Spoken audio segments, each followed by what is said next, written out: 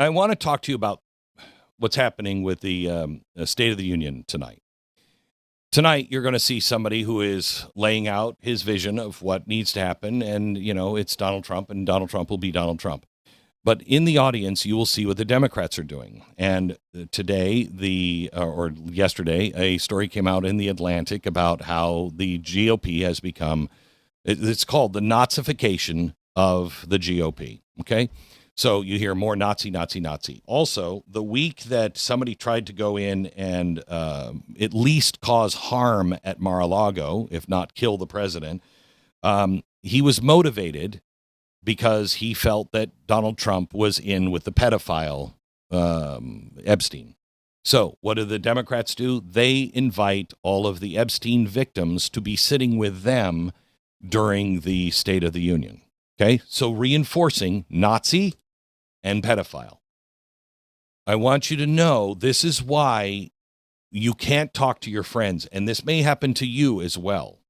But let me explain something, how I know this to be true. What I just said a half hour ago, in the last half hour, that's science. Now let me show you how I know this to be true. I've talked about this in bits and pieces, and I'll talk about it in a little maybe bigger chunk here, but years ago, about 2011, I started getting very, very sick, and I'll share this. If you see my hand, if you're watching, you can see my hand shake. That's from the permanent damage that I did when I was in the early 2000s, okay? And I lost feeling in my fingers. I started to shake. I started to have bad pain. I had macular degeneration in one eye, macular dystrophy in the other eye. All these things started happening, and I could barely think straight. And then I had something that researchers called time collapse, where I couldn't time mark anything. Okay, I could talk to you one day and have a meeting with you, and I could remember everything about the meeting, but I couldn't tell you if that meeting happened yesterday or last year, and it was freaking me out. Okay. So I started going to doctors, and every specialist I went for 2 years to doctors. Everywhere I went to the best hospitals and clinics in the nation, best doctors. They all said the same thing when they first saw me. I'd describe the symptoms. They'd say, you're being poisoned. And the first time I went, well, maybe. I mean, George Soros doesn't like me very much. Maybe. We tested. I wasn't being poisoned. And I go to another doctor. They couldn't figure it out. You're being poisoned. No, I'm not. We've already tested. I want to test you again. You're being poisoned. I'm telling you, you're being poisoned. Well, I wasn't being poisoned. Okay. Even though that's what they said, I wasn't ingesting chemicals. I wasn't eating paint chips or anything like that. There's no foreign agents. After a couple of years, as I got sicker and sicker and sicker, I realized I was being poisoned, but I was poisoning myself in a way that the doctors hadn't talked to me. I wasn't by what I was eating, but I was consuming poison with the relentless diet of the republic is dying, the news, the history, the media, everything that was going on for nearly a decade. From 2001 to 2010, I barely slept. Okay, 3 hours a night if I was lucky. I had no dreams for almost 10 years. I worked from 5 a.m. till well past midnight every day. Each day I was on stage, off stage, back on stage multiple times. By 2009, I wasn't just battling what I believe were forces trying to reverse American freedom and evil. I was fighting for my life in business, in media, in smears. Physically, I was under threat all the time, and my body was responding to it. By 2015, finally, a set of doctors said, some people don't even believe in this, but it's adrenal fatigue. I had been in fight or flight mode for over a decade, all day, every day. And your body is not built to live under constant siege like that. Mine broke, and I still pay the price for it. Why am I telling you this story? Because we are poisoning ourselves. And I'm not speaking theoretically. I'm speaking from experience. When you constantly call on your body to produce more cortisol, you're not just stressed. You're rewiring the brain. You're reshaping your body. You're altering the outlook on life. Cortisol is your body's built-in alarm system, okay? It's released when the brain perceives a threat. And in short bursts, cortisol is brilliant. It's great. It mobilizes everything that you need to help you survive, okay? But it was designed for dinosaurs and lions, not headlines and social media.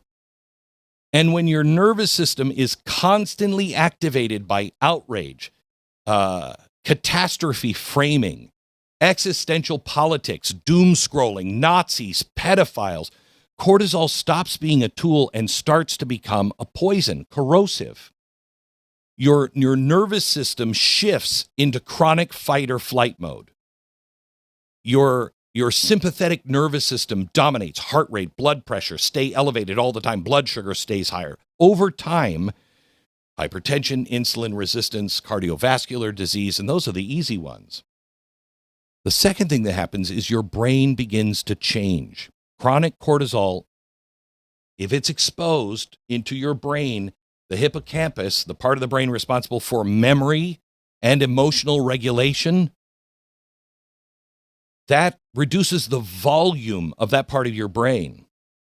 At the same time, your fear center becomes much more reactive. So you're processing less, and yet your fear is going up. You literally become more threat sensitive, more reactive, less reflective.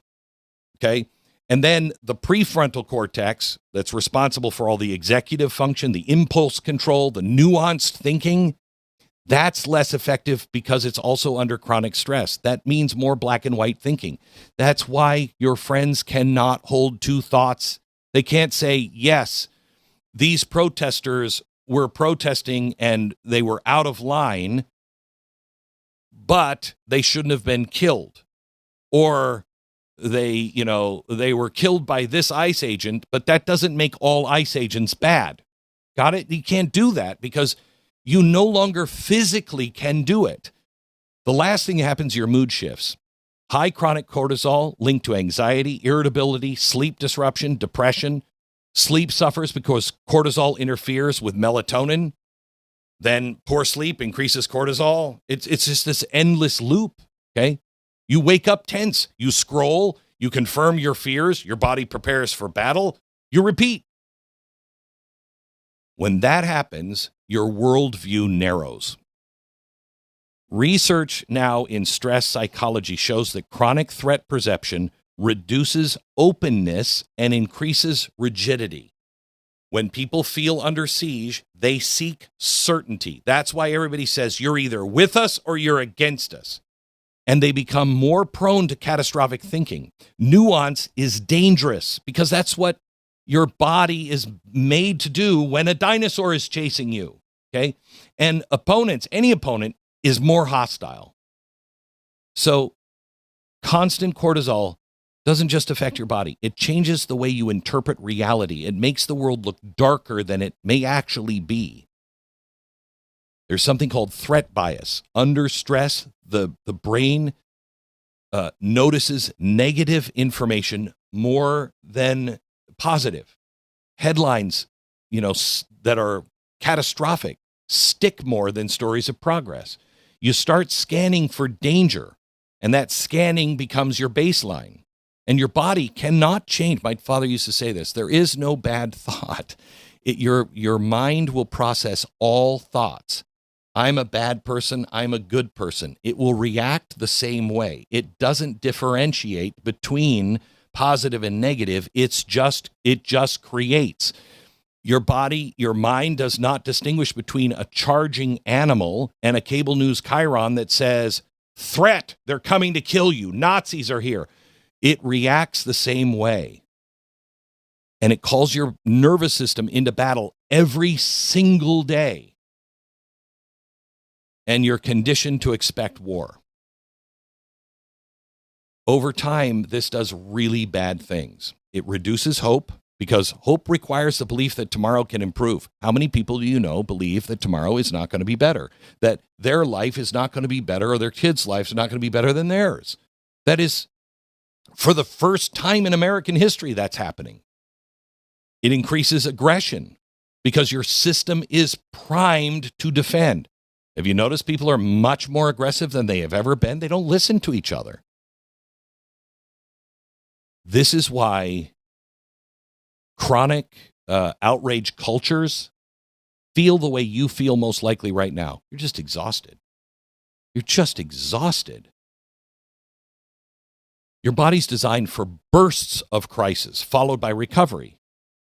But if we've engineered, think of this with social media, we've engineered an environment where existential crisis is permanent. There is no recovery. When you live in that state long enough, you begin to believe the world is permanently on fire.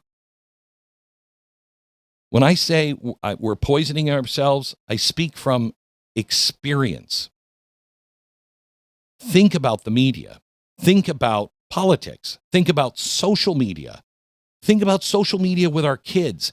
I saw firsthand what this did to my body. Think about what our kids are going through just on social media. Then put them into a classroom where everything is upside down. They're questioning absolutely everything. There is no stability. Everything is under attack. And then you have the teachers teaching them they've got to go out and protest because the Nazis are in the streets.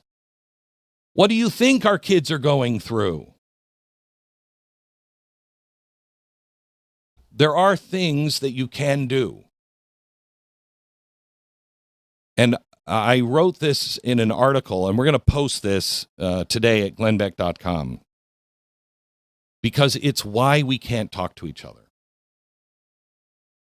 Because there are well-known, researched, proven scientific facts about our body and our brain that everyone knows. I mean, they are consulting with the best behavioral researchers in the world. They know exactly what is happening. It's the same thing. Do you believe Facebook doesn't know what that little bing does every time it goes off? That bell? Of course they do. They also went to behavioral scientists. They are trying to get you to do something. What is it our politicians and our media are trying to get you to do? They've trained you to do it. And here's what they've trained us to do: not talk to each other, not trust each other, just scream Nazi at each other, pedophile. That only leads one place.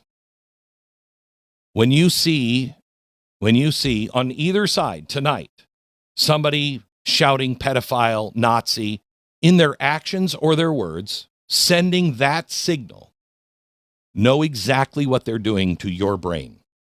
Know exactly what they're doing to your body. You don't want to pay that price. You don't want to pay that price. You certainly don't want your children to pay that price. This article goes into some things that work to rewire. It takes a lot of work, but to rewire your body. I'm still rewiring it today. I'm still paying the price of all of those years. You don't want to pay that price. Please go to glennbeck.com. We'll post that after the show is up today. Read the article.